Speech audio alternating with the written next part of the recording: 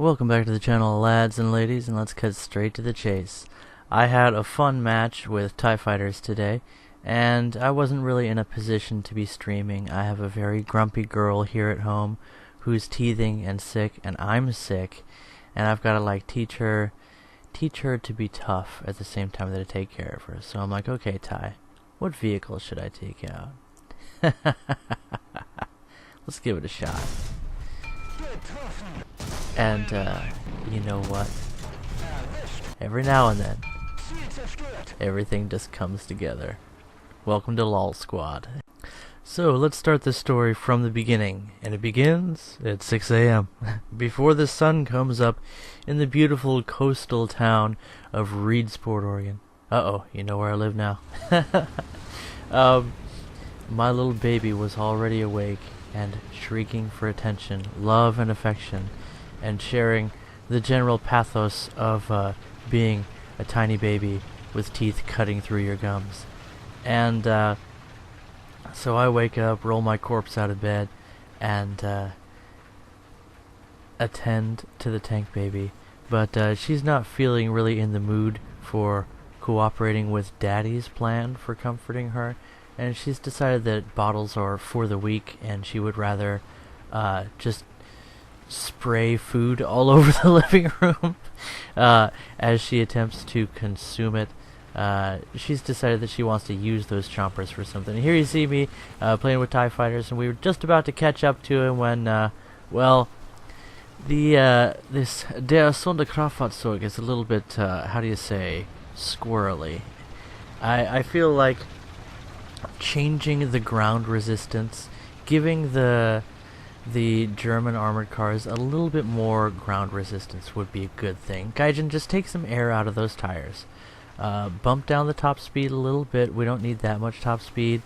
And give us more ground resistance. That would just be modeling less air in the tires. That would be a welcome change to this vehicle. Now, when this the Sonderkraftfahrzeug first came out, it was less playable than it is now. And I'm not, you know, I haven't played this a lot, but I grinded the events to unlock it, and that was like pulling teeth. And here we're pulling the teeth out of that T-3485.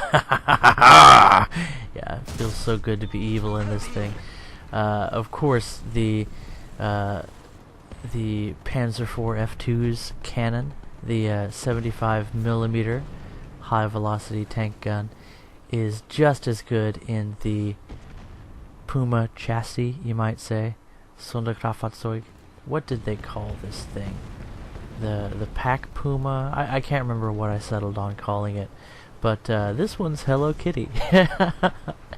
I can't take this vehicle seriously. It's a lol wagon. I mean, it's made for trolling. So why not troll in pink? And this is one of my early custom camos that I made. I didn't know what I was doing, and the textures are all over the place, and the actual model for the tank's camo is wonky as well, which is why you're seeing some artifacting there on, are those fuel cans? Anyway, be that as it may, this little thing is a blast to play.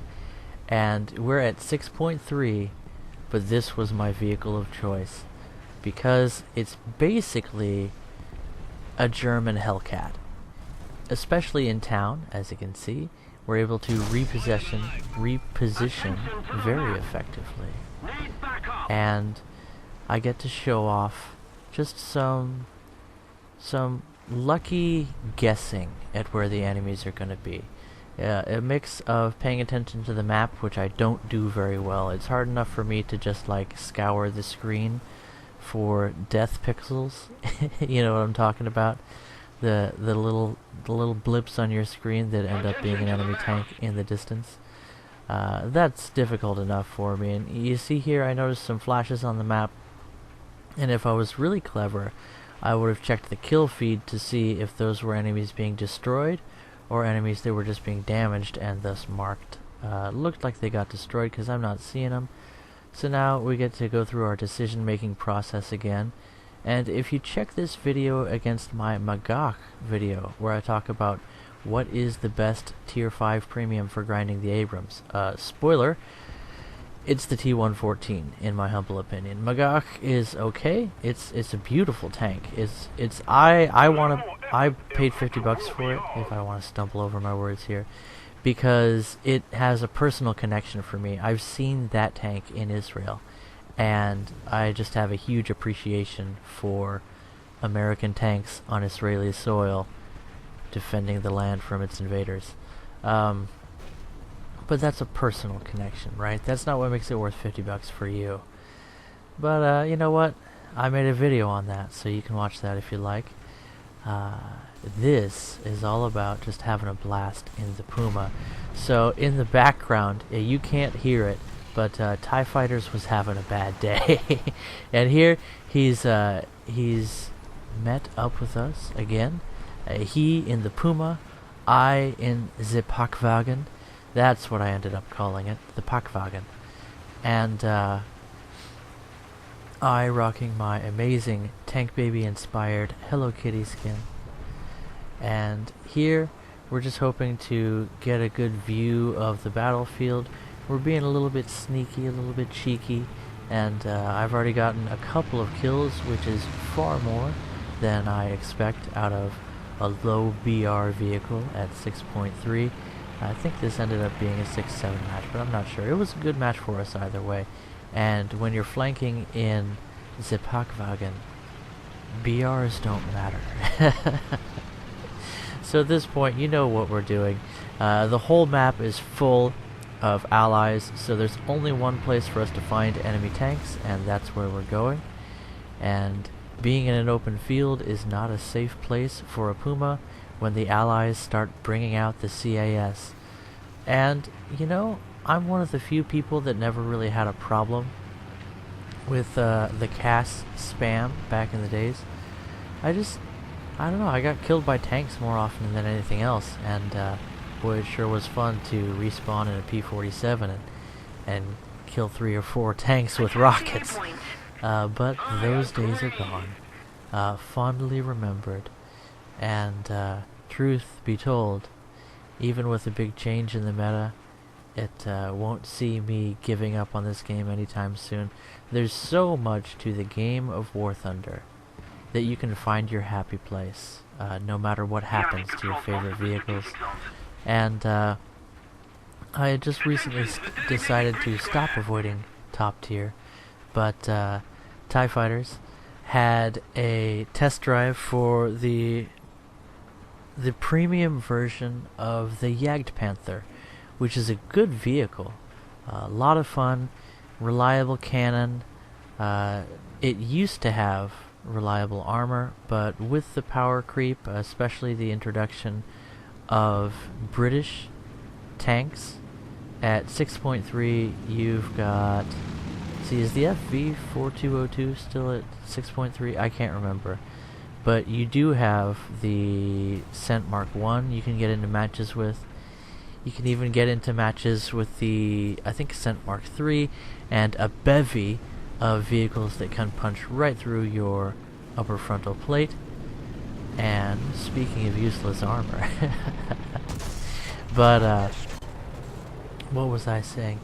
He wasn't having so much fun in the Panzerbefehl, or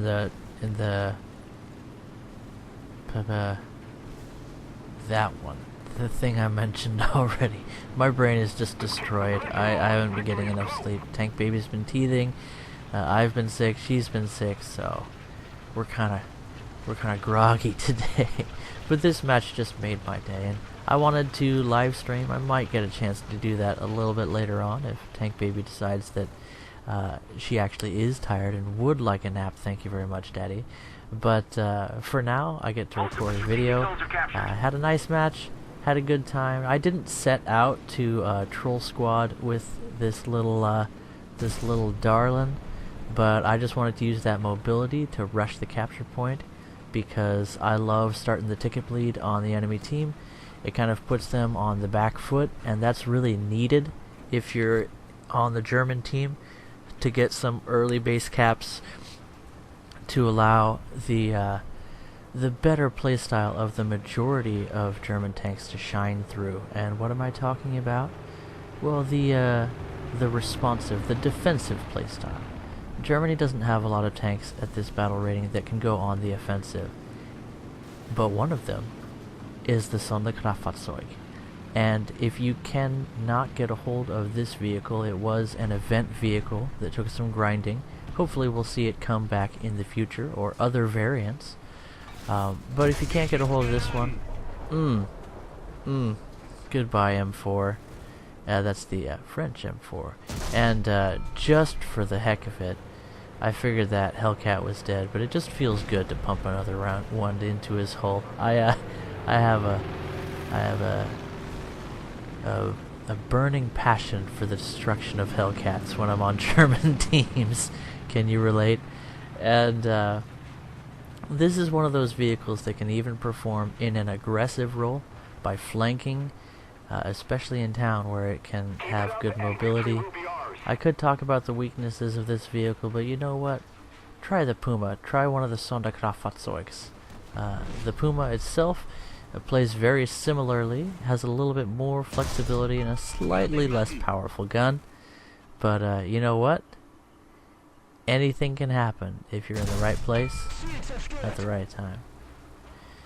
So, what else can I say about this lovely match, this fantastic vehicle that hasn't already been said? Well, I could mention what I was talking about during the match with TIE Fighters, when I wasn't trying to console him for how badly he was doing by telling him how well I was doing. I don't think that was helping. But what else can we say other than Germany needs more light tanks? They have like a few outside of rank 1. They have like I want to say 1 or 2 light tanks, and the 6.7 battle rating RU-251 is behind a significant paywall. I wasn't gonna buy that tank anytime soon, but I happened to have something amazing happen to me that really reinvigorated my love for making videos. I think I've talked about that before, and I ended up picking up the RU-251. It made 6.7 Germany so much fun. So, let's get more German light tanks into the game. Are you thinking what I'm thinking? Anyway guys, on that cliffhanger, we'll catch you in the next one. Bye-bye.